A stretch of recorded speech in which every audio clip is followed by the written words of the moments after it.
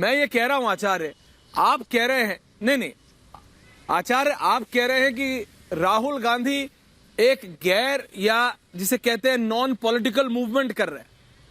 इस मूवमेंट का राजनीति से कोई मतलब नहीं, पॉइंट नंबर 1।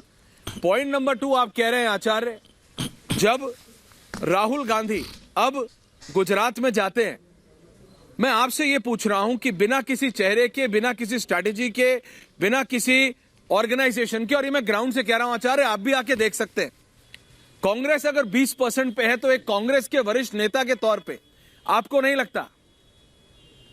लगता कि अगर इतना सा काम कर लिया जाए, कांग्रेस के राष्ट्रीय अध्यक्ष, आपके नवनिर्वाचित राष्ट्रीय अध्यक्ष या कांग्रेस अगर आए, तो कांग्रेस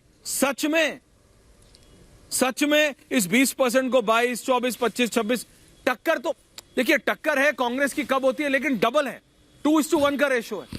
भारतीय जनता पार्टी का वोट शेयर 50% के आसपास, आप 20% से खुश हो रहे हैं?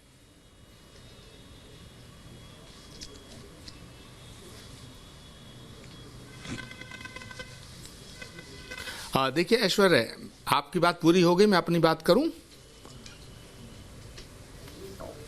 हाँ जी, मेरी आवाज आ रही है ऐश्वर्य जी आपको? हाँ ऐश्वर्य, बात यह है, मैंने ये कहा कि कांग्रेस पार्टी की राहुल गांधी के नेतृत्व में जो यात्रा है वो नॉन पॉलिटिकल है, लेकिन किसी भी यात्रा का पॉलिटिकल इम्पैक्ट पड़ना ये तो मेरे हाथ में नहीं है।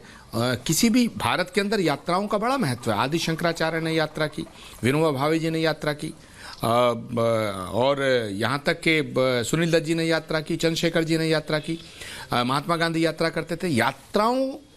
यात्रा का पॉलिटिकल होना, यात्रा का नॉन पॉलिटिकल होना एक अलग विषय है, लेकिन यात्रा का पॉलिटिकल इंपैक्ट पड़ना ना पड़ना ये एक अलग विषय है। तो राहुल गांधी जी की यात्रा नॉन पॉलिटिकल है, मैं ये कह रहा हूं।